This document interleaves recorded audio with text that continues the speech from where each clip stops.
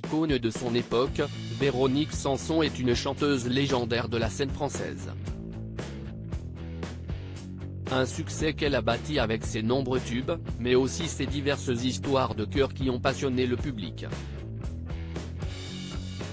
L'apogée demeure probablement ce feuilleton sentimental au début des années 1970, alors en couple avec Michel Berger, avec qui elle collaborait. La chanteuse finit par tout plaquer pour vivre une idylle outre-Atlantique avec un autre artiste musical, Stephen Stills.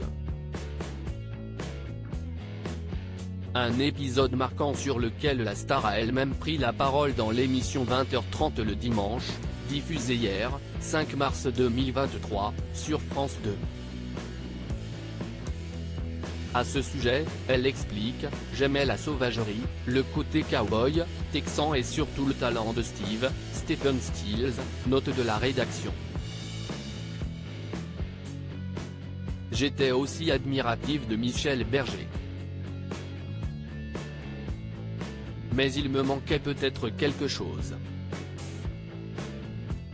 Si est alors que Véronique Sanson se met à développer ce qui a motivé sa décision.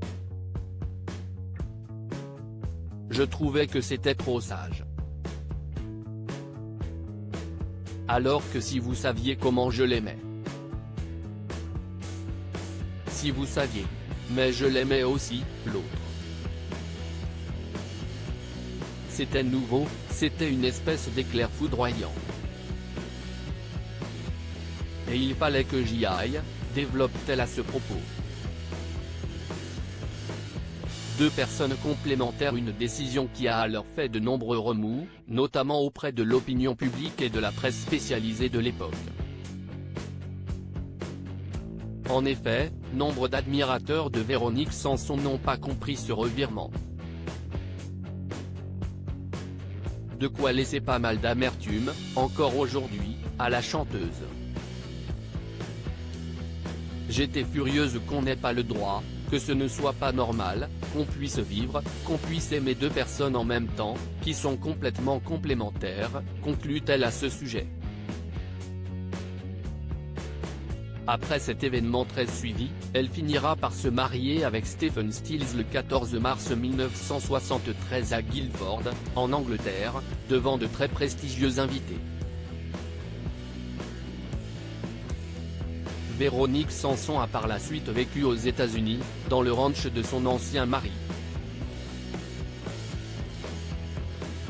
Ils ont même eu un enfant ensemble, né le 19 avril 1974, répondant au nom de Christopher Stills, mais finissent par se séparer suite à des affaires répétées de violence, de drogue et d'alcool. Un passé désormais lointain pour elle.